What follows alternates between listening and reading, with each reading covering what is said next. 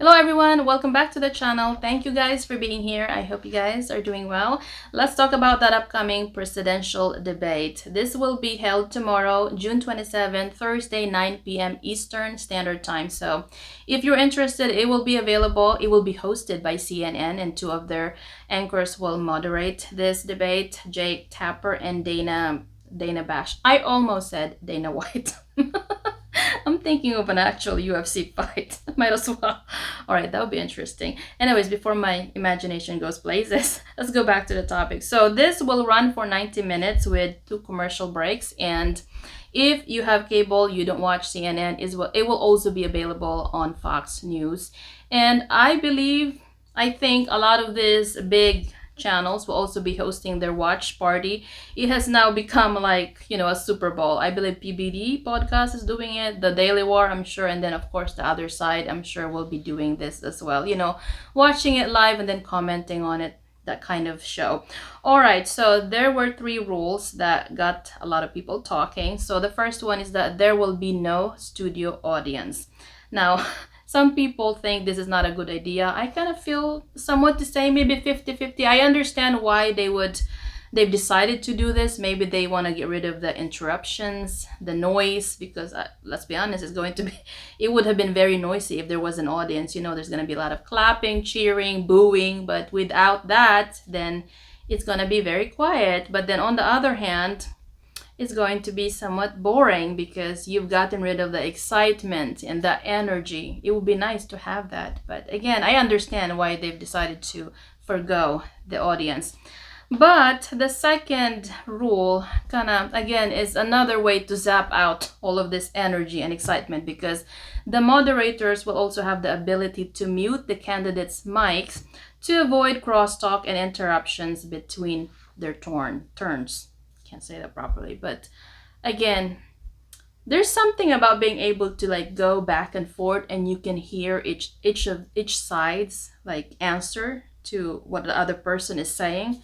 You get rid of that. I mean, some people are joking why didn't they just do this debate on Zoom? Because it's gonna be boring. You don't have an audience, and then you're gonna turn off the other person's mics. I mean, too bad for those people who are looking forward to the memes, because those little one-liner of Trump. Are we gonna be able to hear that? Because if his mic is muted, how do you hear that? All right. So the third rule that got some people kind of wondering, why did they get rid of that? There will be no opening statements. I don't understand why they decided to get rid of that, other than maybe they're trying to save some time. I mean, 90 minutes. They could have at least given maybe 3 minutes kind of just to start this debate. But, they said the candidates will dive straight into the moderator's questions. So let's see what happens. Now, looking at how they're preparing, it is 2 different approaches. Obviously, they have released some videos on this. Biden has hunkered down at Camp David. Apparently, he surrounded himself with top advisors, and he's practicing and how to home on these themes that the campaign hopes to emphasize during the debate. So they're really training him, getting him ready, making sure he's energized for that debate. I mean, I get it. Yeah, that's a good idea for Biden. But on the other hand, Trump's approach to this is very different. He's out there campaigning, and he remains to be busy and hitting the campaign trail, talking to people, doing his speeches. I mean, that's also a very good way to get yourself ready. But then again, he's so excited about this, because when he is on that campaign trail, there's a lot of excitement and energy, and then you go to the studio and then there's nobody there. There's no audience. I don't know. Let's hope that this turns out to be a good debate. Now, of course, a lot of people are looking forward to those key issues. And the big difference this time around is that we do have something that we could look back to, because we have seen each of these candidates serve 1 term. Trump 4 years, Biden 4 years. And it's not like we don't know what they're gonna do, because we have seen what they can do, what they've done. I think people just want to know what they're gonna do more of, and maybe hopefully less of. And let's see how that conversation goes. Now, a lot of the key issues that people, I'm sure, are looking forward to is, of course, the number one, at least for most Americans, is probably the economy. That's the big issue right now because of inflation and how everything is so expensive. I mean, although the Biden administration keeps saying that the economy is apparently much better, I don't know. I mean, most people, at least in my circle, don't feel this because every time I go to the grocery store, I mean, I'm buying less and less and spending more and more. So I don't know. Maybe certain people feel that. Definitely not my type of people. People who's not making, six figures are not feeling this good economy. All right, so both of these candidates obviously have handled the economy very differently. With Trump, I mean, let's be honest, during his administration, majority of Americans felt that the economy was better. He's received some of the highest marks from voters for his handling of the economy. In 2017, Trump and his fellow Republicans passed a $1.5 trillion tax overhaul, which would expire during the next president's term in 2025. He's also pushed for less regulation, and because of that, because of those policies, a lot of these businesses either started here in the US or came back from, outside, from other countries, came back to the US. And that really created a lot of jobs for Americans. A lot of people felt that it was much better economic wise. Now with the Biden administration, it's obviously different. Now, I gotta mention this. The economy is good during the Trump administration until COVID hit. That's where it all changed. It all started to go downhill. Now, during the Biden administration, his economic plan included a 1.9 trillion American Rescue Plan. The plan is a post-pandemic stimulus package with funding for major infrastructure projects and climate initiatives. Now, I'm sure a lot of Americans appreciated that those checks they received.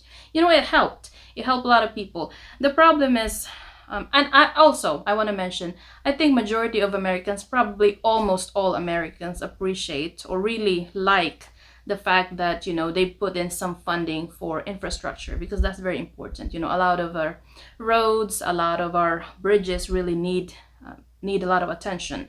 But the problem with these stimulus packages is that they put some of those money in there, but then let's be honest, a lot of that money went to things that the Green Deal that Biden is pushing for.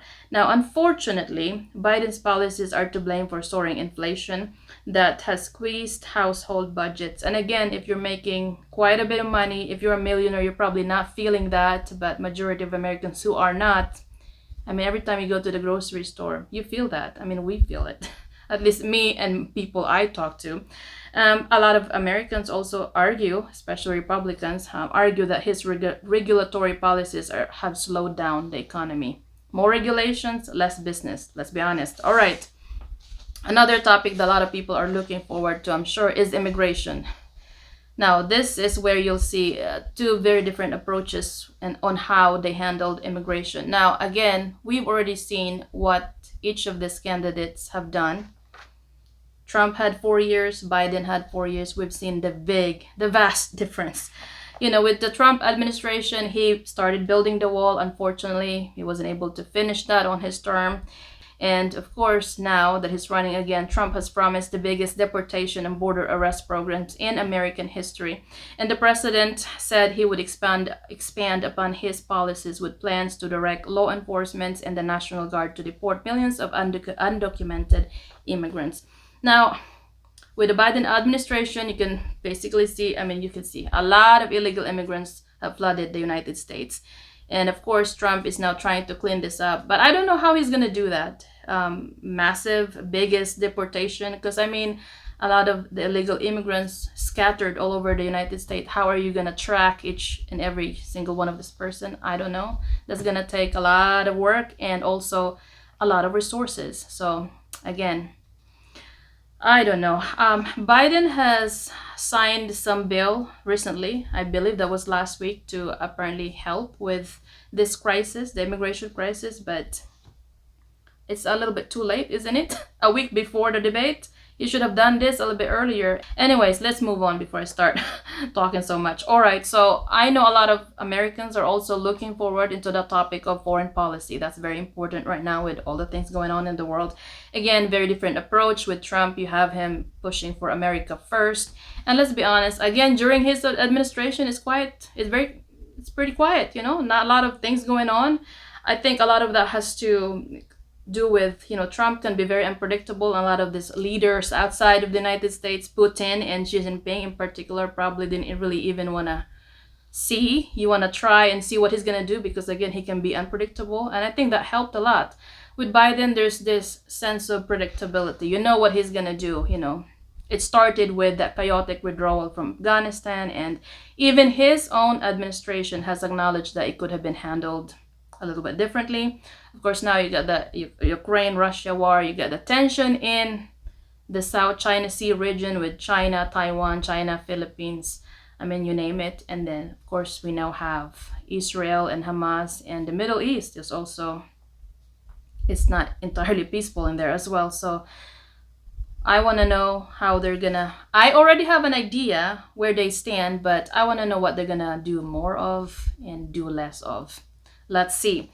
All right, of course, for a lot of American parents, we are looking forward to how, although probably not me specifically, but for those who have children that are going to public school, a lot of parents are probably looking forward to the topic of education.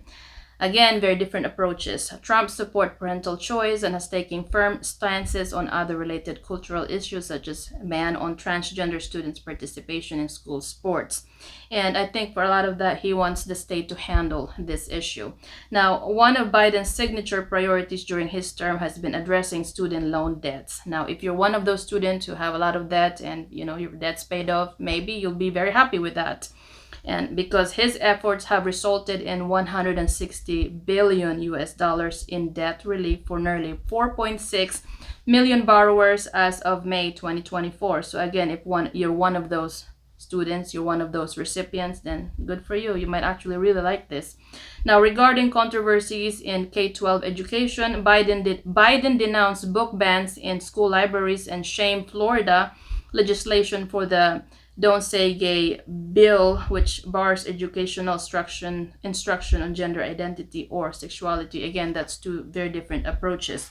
Now, of course, a lot of Americans are also concerned with the cost of healthcare. So I'm sure they're going to talk about that. But I think when it comes to healthcare, a lot of that focus is probably going to be on the reproductive health. I'm very sure that's what they're gonna mostly talk about, the reproductive health, the reproductive rights.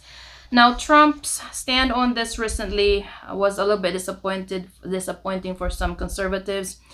He said that, individual states should set their own laws on abortion, not the federal government. Trump says abortion laws should include exception for rape, incest, and several medical emergencies. While Biden supports access to abortion and said he intends to restore the rights provided by Roe v. Wade 2022, the president has prioritized protecting access to the abortion pill, which is being challenged in the Supreme Court. Biden also celebrated Ohio voters' 2023 approval of a constitutional amendment to protect abortion rights and access to other reproductive health services.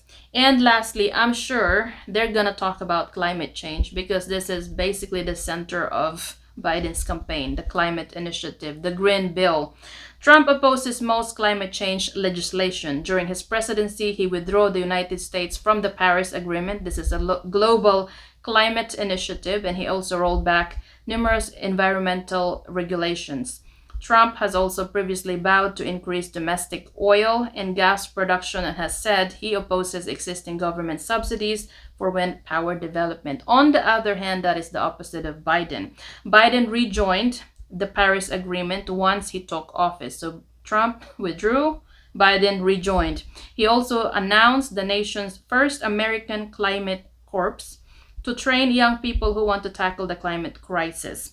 His administration set new restrictions on drilling and mining in Alaska's wilderness and issued new rules to require coal-fired power plants to reduce emissions by 90% by 2032. So very different approaches, and I'm sure a lot of Americans already have an idea where they stand on these issues, but hopefully some of the questions given to them by moderators would give more explanation to what more of or what less of what they're going to do in this, key issues. All right, you guys, I'll see you on my next video. Enjoy the debate tomorrow. Bye.